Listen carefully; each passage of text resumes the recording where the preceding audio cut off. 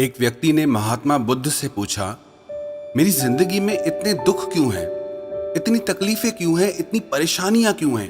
तो महात्मा बुद्ध ने उससे कहा, बताओ तुम्हें कौन सा दुख है? उसने कहा, मैं अपने कितने दुख आपको बताऊं? मेरी पूरी जिंदगी ही दुखों से भरी हुई है। जो मेरे रिश्ते हैं उन रिश्तों से भी मैं दुखी हूँ और मेरे शरीर में भी बीमारियां होती रहती है। एक के पीछे एक दुख लगा ही रहता है। तो उस व्यक्ति ने कहा, ना मैं अपने रिश्तों से खुश हूँ, ना अपने परिवार से खुश हूँ, ना अपने मन से खुश हूँ और ना ही अपनी जिंदगी से खुश हूँ। लगता है ऐसी जिंदगी से अच्छा है कि मैं मर जाऊं, कोई मतलब ही नहीं जीने का। तो महात्मा बुद्ध ने उस व्यक्ति से पूछा कि बताओ कि तुम्हारे इन सारे दुखों का क्या कारण है? तो वो व्यक्ति महात्मा बुद्ध से कहने लगा कि मैं आपके पास इसीलिए तो आया हूँ कि आप बताओ मेरी जिंदगी में इतने दुख क्यों हैं? इन सब का क्या कारण है?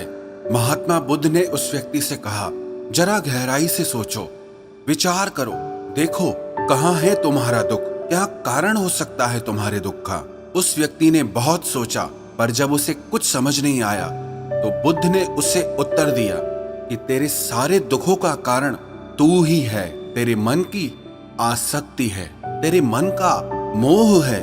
बुद्धा का एक प्रसिद्ध कोट है जो आपने भी सुना होगा, the root of suffering is attachment.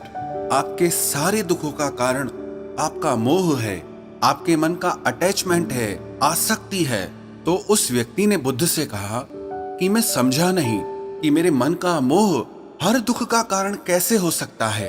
तो महात्मा बुद्ध ने उसे 3 छोटी छोटी कहानियां सुनाई। पहली कहानी, एक व्यक्ति पेड़ से चिपक कर चिल्ला रहा था कि कोई मुझे बचाओ, कोई मुझे इस पेड़ से छुड़ाओ, इस पेड़ ने मुझे पकड़ लिया है। तो वहां से एक गुरु और शिष्य गुजरे।